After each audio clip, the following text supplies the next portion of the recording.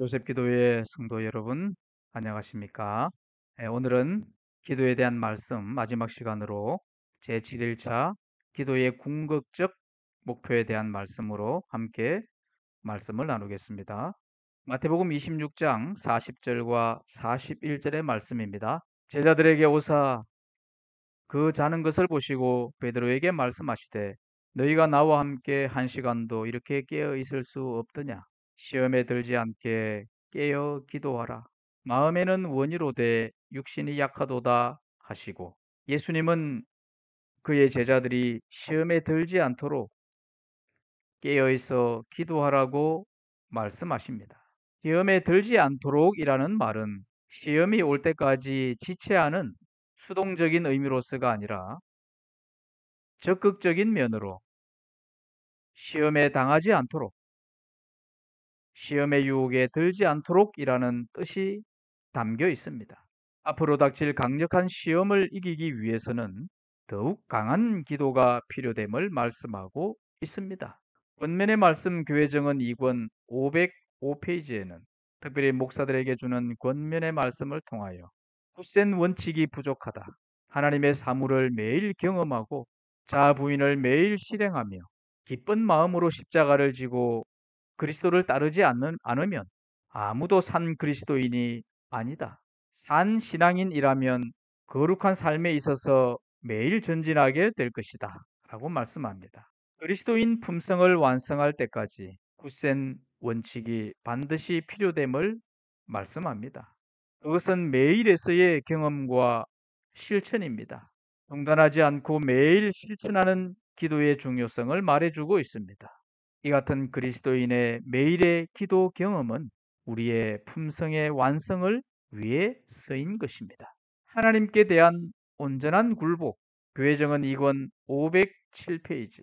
하나님께 대한 온전한 굴복이 있을 때에 하나님에 대한 사랑과 거룩함을 연습하는 것이 기쁜 것이 된다고 말씀합니다.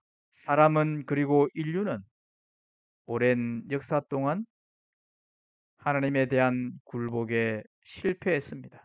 그 결과로 죄가 만연하게 되었고, 죄가 사람의 심령을 다스리게 되었습니다. 마음에 하나님 두기를 실패한 결과입니다.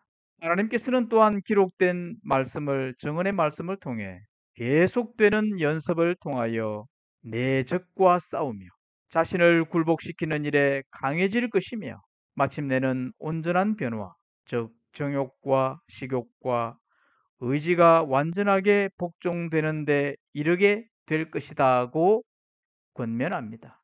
그리고 교회정은 2권 507페이지에는 그들은 하나님을 조금 섬기며 자신들은 많이 숨긴다, 그들은 전혀 기도하지 않는다라고 말씀하고 있습니다. 오늘 저와 우리 기도의 성도들은 자신은 조금 숨기되 하나님을 진실로 많이 숨기게 되기를 간절히 소망합니다.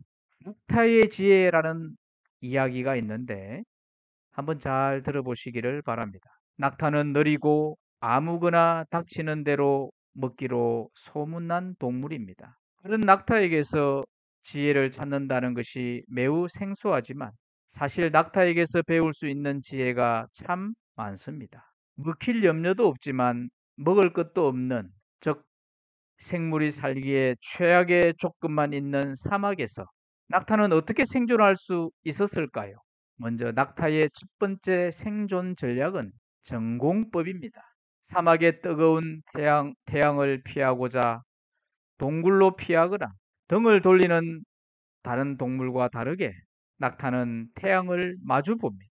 태양을 직접 바라보면 당장 얼굴은 뜨겁지만 몸에 그늘을 만들어 오히려 시원하다는 깨달음을 얻었던 것입니다. 두 번째 생존 전략은 저돌성입니다. 낙타는 양식이 풍족하지 않은 사막에서 가시덤불, 다른 동물의 뼈까지도 먹으면서 살았습니다. 여기에 함유된 수분을 온몸 구석구석에 저장합니다.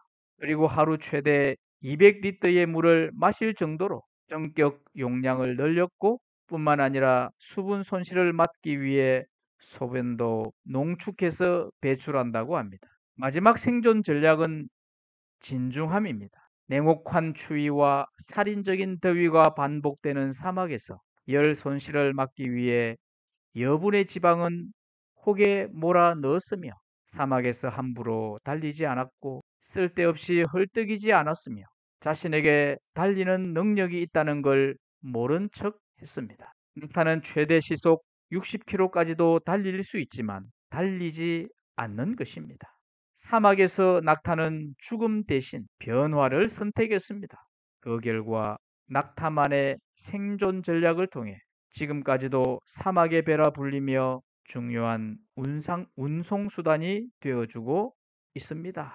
낙타는 사막에서 적응하며 살아갈 때에 그곳을 피하고 돌아선 것이 아니라 사막을 바라보고 그곳에서 살아갈 용기와 힘을 축적했던 낙타와 같이 우리 또한 하나님을 정면에서 바라보고 자신이 그리스도 안에서 굴복하고 마침내 살아갈 용기와 힘을 얻게 되기를 바랍니다. 기도의 궁극적인 목표 또 하나는 예수님을 닮도록 하는 것입니다. 요한일서 2장 6절의 말씀, 그의 안에 산다고 하는 자는 그가 행하시는 대로 자기도 행할지니라. 외정은 2권 508페이지. 하늘의 왕이신 그리스도께서는 지상 봉사 생애에서 아버지 하나님께 기도를 많이 하셨다. 그분은 자주 철야 기도를 하셨다. 그는 이 세상에 있는 암흑의 세력을 느낄 때에 자주 슬픈 마음이 들어서 복잡한 도시와 소란스런 군중을 떠나 간구할 조용한 장소를 찾으셨다. 감람산은 하나님의 아들이 좋아하는 기도처였다. 예수님은 도시와 소란스런 군중을 떠나 간구할 조용한 장소를 찾으셨다고 했습니다. 아버지와 친밀한 교통의 장소를 주님께서는 감람산에서 찾으셨습니다. 기도로 주님을 찾는 사람, 기도로 하나님과 하나 되는 사람이 되기를 바라지 않으시겠습니까? 우리가 기도의 능력을 가짐으로 암흑의 세력을 능히 이기고 은혜 안에서 기쁜 마음을 소유하기를 바랍니다. 이어서 교회정원 2권에는 이렇게 권면합니다. 요한복음에서 우리는 이렇게 읽는다. 다 각각 집으로 돌아가고 예수는 감람산으로 가시다. 도시가 정적에 쌓이고 제자들은 잠을 청하러 집으로 돌아갔지만 예수께서는 주무시지 않으셨다. 감람산으로부터 그의 제자들이 이 세상에서 매일 당하는 악의 영향으로부터 보호되기를, 그리고 내일의 의무와 시련을 위하여 그분 자신의 영혼이 강화되고 다져지기를 구하는 거룩한 간구가 그분의 아버지께로 올라갔다 말씀합니다. 그분의 제자들이 자는 동안 밤새도록 그들의 거룩한 교사는 기도하고 계셨습니다. 머리 숙여 기도하는 그분에게 밤이슬과 서리가 내렸습니다. 예수님의 모보는 제자들을 위하여 주어졌습니다. 제자들을 위해 밤새 기도하신 예수님, 인류의 구원과 하늘로부터 생명을 얻기 위해 밤이 맞도록 기도하신 예수님, 우리도 주님과 같은 열심과 헌신과 기도하는 정신으로 무장했으면 좋겠습니다. 그분께서는 빈번하고 열렬한 그분의 기도의 생애를 우리가 본받음으로 우리가 필요한 때에 도움이 되는 은혜와 힘을 얻을 수 있는 길을 마련하시고자 이 땅에 오셨다. 요셉 기도의 성도님들, 오늘 저는 기도의 궁극적 목표에 대해 말씀을 나누었습니다. 그것은 하나님께 대한 온전한 굴복을 배우기 위함이요, 그리고 예수님을 닮도록 하기 위함이다라고 말씀하고 있습니다. 앞으로의 저와 우리 성도들의 생애가 이 같은 주님의 모습을 닮을 수 있도록 더욱 기도하는 일에 정진하기를 바라며 한 주간 요셉 기도회에 주어진 기도에 대한 말씀을 마치도록 하겠습니다. 그동안 함께 해주신 모든 성도님들에게 하나님의 놀라우신 축복이 임하시게 되기를 바라면서 말씀을 줄이겠습니다. 감사합니다.